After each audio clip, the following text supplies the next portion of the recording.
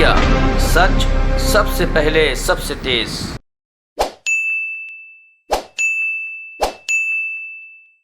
सभी पत्रकार बंधुओं को नमस्कार। ये प्रेस वार्ता एक बड़े ही अहम बिंदु पे की जा रही है। 27 अक्टूबर का जो दिन है, ये एक ऐतिहासिक दिन है, क्योंकि इसी दिन जम्मू और कश्मीर का विलय भारत के साथ हुआ था। और जब इस दिन को याद किया जाता है तो यह भी याद करना अति आवश्यक है किस तरह से भारत के पहले प्रधानमंत्री स्वर्गीय जवाहरलाल नेहरू जी ने 5 ऐसी बड़ी गलतियां करी, भूल करी, जिसकी एक बड़ी कीमत हमारे देश को, देशवासियों को और जो कश्मीर के नागरिक हैं उनको चुकानी पड़ी। इस विषय पे भारत के कानून और न्याय मंत्री किरण रिजिजू जी ने भी प्रकाश डाला है और कुछ अहम मुद्दे उठाए हैं। और भारत श्री नरेंद्र मोदी जी के नेतृत्व में आज वो देश है जो बड़ी मजबूती से पूरे विश्व को दिशा दे रहा है। लेकिन एक लोकतंत्र मजबूत होते हुए भी आत्मचिंतन करता है, अपनी इतिहास में की गई भूलों से सीखता है।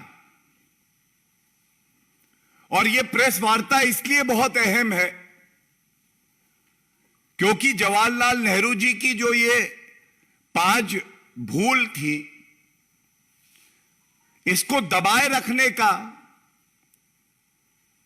एक कुंठित प्रयास कांग्रेस पार्टी द्वारा किया गया, जिसमें झूठ फैलाया गया और सत्य को दबाया गया। जो सबसे बड़ी बात आज की प्रेस वार्ता की है कि कैसे कांग्रेस पार्टी द्वारा और स्वर्गीय जवाहरलाल नेहरू जी द्वारा अपनी निजी महत्वाकांक्षा को प्राथमिकता दी गई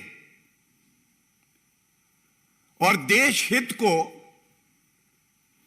अनदेखा कर दिया गया। और इसका परिणाम क्या है? इसका परिणाम यह हुआ, जब कश्मीर के शासक राजा हरि सिंह वो चाहते थे कि जुलाई के आसपास, उन्होंने लिखा कि हम विलय चाहते हैं, इंस्ट्रूमेंट ऑफ एक्सेशन साइन करना चाहते हैं। और ये मैं बड़ी जिम्मेदारी से कहता हूं, नेहरू जी के खुद के शब्द हैं, शब्दशाह कोट कर दूंगा अंग्रेजी में।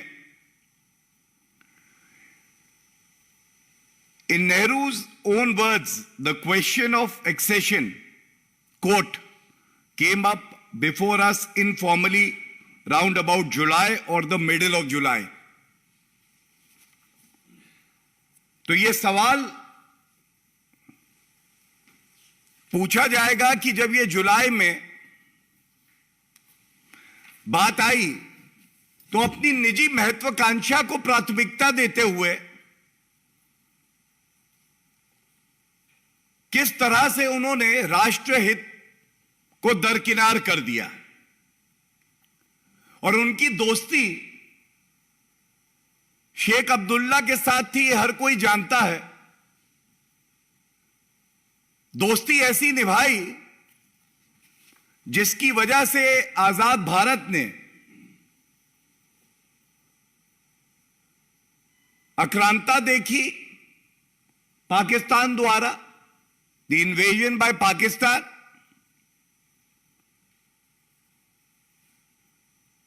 और हमने देखा जो भारत का अभिन्न अंग है, वो भारत माता की भूमि पर पाकिस्तान का अनऑथराइज्ड ऑक्यूपेशन है, कब्जा है। तो अगर समय पे ये फैसला जवाहरलाल नेहरू जी ले लेते तो आज जो पीओके का मसला है, ये मसला नहीं होता। हमने देखा किस तरह से भारत ने संयुक्त राष्ट्र यूनाइटेड नेशंस के सामने अपना पक्ष रखा है। लेकिन यह भी एक बहुत बड़ी भूल थी कि जवाहरलाल नेहरू जी ने जो हमारा अंदरूनी मामला था उसको यूनाइटेड नेशंस में रखा और पाकिस्तान का लोकस क्रिएट किया। और ये आज भारत की जनता सवाल पूछ रही है कि अगर समय पे सरदार पटेल जी के नक्शे कदम पर चलते हुए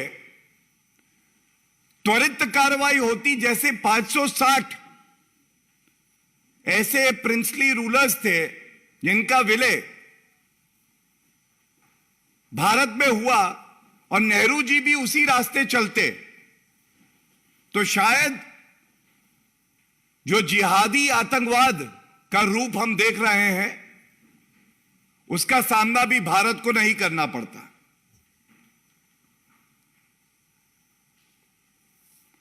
और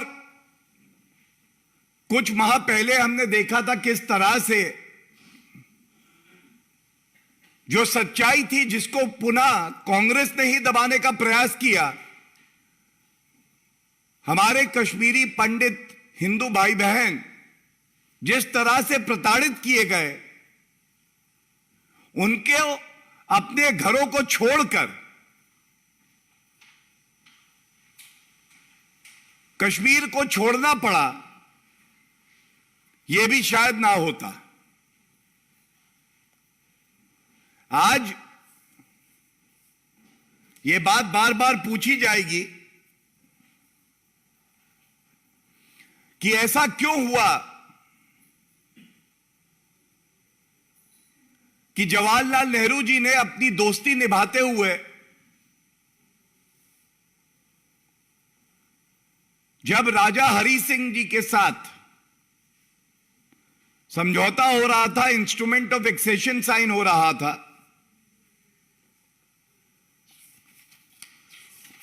तो उनके शब्द हैं पाकिस्तान का इन्वेजन होता है, राजा हरि सिंह जी मदद मांगते हैं भारत से। लेकिन दुख की बात यह है जवाहरलाल नेहरू जी बिल्कुल स्पष्ट शब्दों में कह देते हैं, और मैं पुनः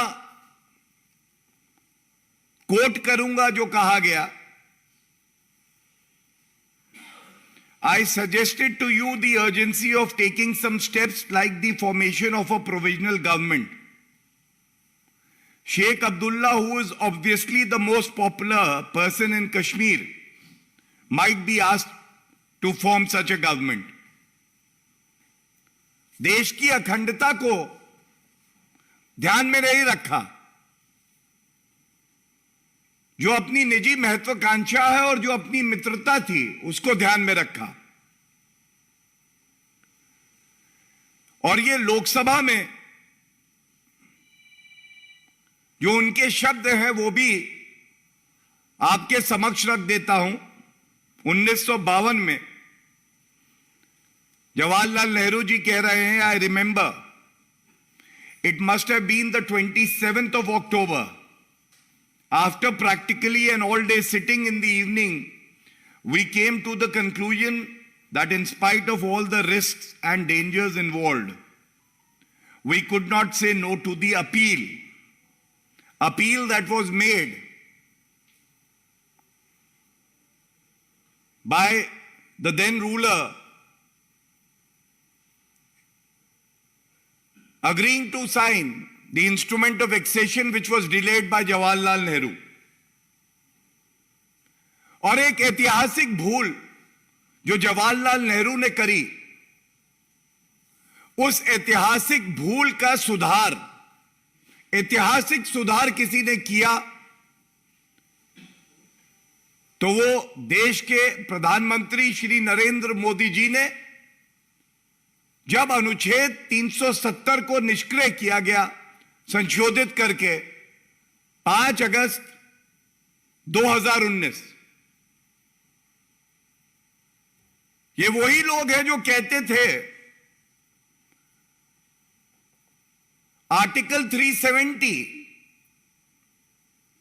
एक स्पेशल टेम्पररी प्रोविजन है और घिसते घिसते घिस जाएगा, लेकिन सांप्रदायिक राजनीति करनी थी, तुष्टीकरण की राजनीति करनी थी, इसलिए इतनी हिम्मत नहीं जुटा पाए इस अस्थाई प्रोविजन को समाप्त कर सके। और आज सवाल यह पूछा जाना चाहिए, ये जितने इंस्ट्रूमेंट ऑफ एक्सेशन साइन हुए, ये सारे के सारे शब्दशाह एक जैसे थे। जो कश्मीर में इंस्ट्रूमेंट ऑफ एक्सेशन साइन हुआ, यह भी शब्दशाह वही था। फिर जब संविधान रचा गया तो जवाहरलाल नेहरू जी अस्थाई शब्द ले आते हैं, स्पेशल प्रोविजन ले आते हैं, और जिसकी वजह से बहुत कीमत चुकाई है इस देश ने। यह सवाल लाजमी है आज, जो गलतियां कांग्रेस पार्टी ने करी हैं उसकी कीमत हमारे देश ने चुकाई है, और उसका सुधार जो हुआ है वो भारतीय जनता पार्टी की सरकार कर रही है।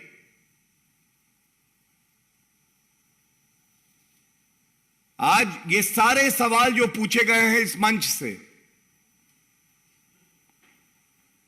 ये जो एक्सेशन हुआ इसको आपने प्रोविजनल क्यों बताया, ये सवाल उठाया गया है।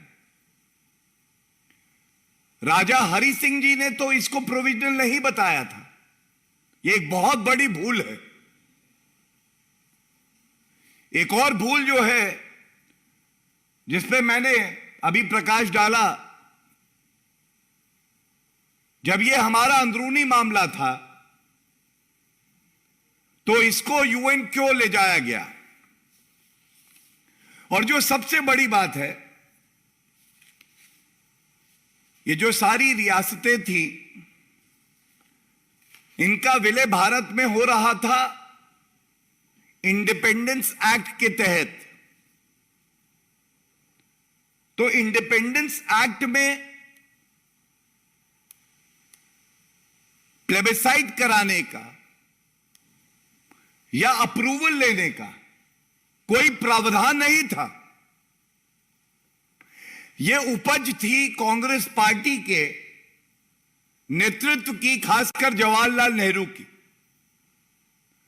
और बड़ी जिम्मेदारी से मैं बताऊं, लौह पुरुष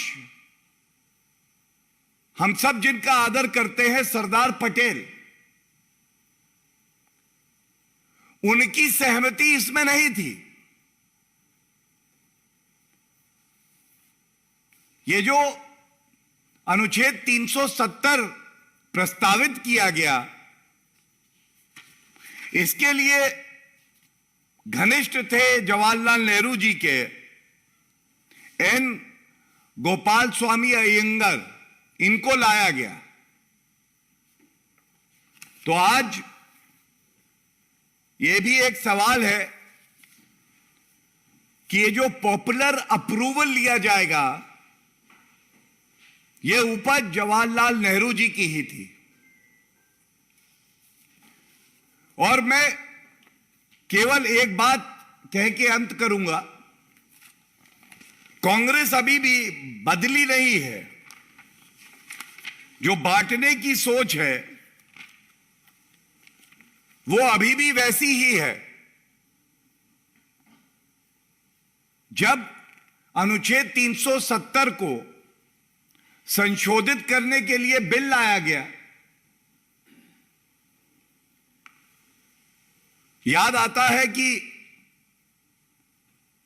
मंत्री अमित शाह जी ने कश्मीर के मुद्दे पे कहा, जान दे देंगे लेकिन 1 इंच भूमि नहीं देंगे। तब नेता सदन कांग्रेस पार्टी के अधीर रंजन चौधरी, उनका वक्तव्य मेरे हाथ में है, उन्होंने यह पूछा कि यह संशोधन आप कैसे ला रहे हैं। यह संशोधन इसलिए नहीं आ सकता है क्योंकि यह मामला संयुक्त राष्ट्र में लंबित है। यह साफ दर्शाता है कि अगर कोई प्रयास भारत को मजबूत करने के लिए किया जाएगा और संविधान के दायरे में रह के किया जाएगा, तो भी कांग्रेस पार्टी उसका विरोध इसलिए करती है क्योंकि उनको अपनी ओछी और घटिया राजनीति करनी होती है। आज के दिन